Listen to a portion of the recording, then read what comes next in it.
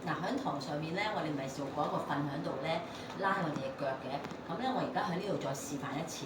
咁你哋可以用翻你哋嗰條橡筋帶，因為我咧就冇帶嗰條藍色嘅橡筋帶，我就用呢啲，都係一樣嘅啫。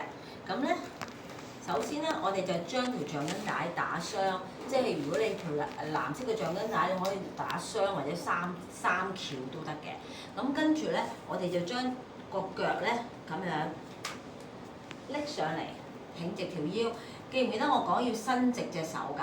咁伸直隻手，動起膝頭90度角左右，咁你拎起佢就去 hold 住你嘅核心，收緊佢，然之後慢慢蹬下，伸直下，慢慢做，唔好將個人瞓得太後，太後咧就慢慢就會咁樣跌咗落去。咁所以咧，你喺屋企做，你周邊嘅位置要安全，要留翻個空位，唔好咧咁容易就令到自己咧冚到落去一啲家私嗰度。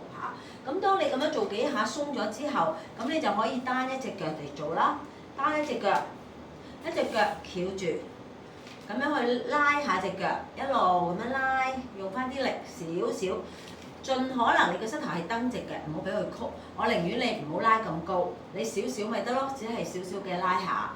咁做咗一下呢個，咁樣拉完之後，你就將，譬如我而家係左腳。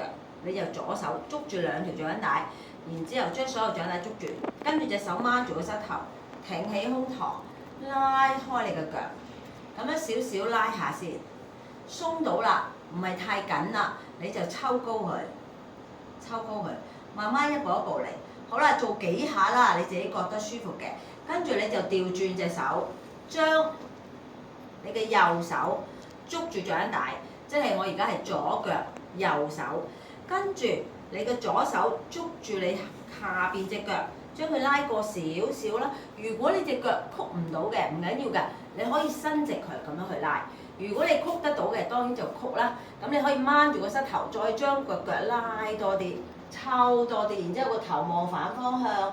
咁你會覺得咧呢啲地方有啲繃緊嘅，咁啊量力而為喎，唔好一下咧就扯得太緊。咁慢慢做咧，你就會舒服好多㗎啦。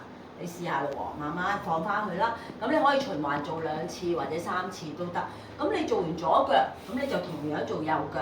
咁我一陣間咧再示範一個就瞓喺度做嘅動作，好冇？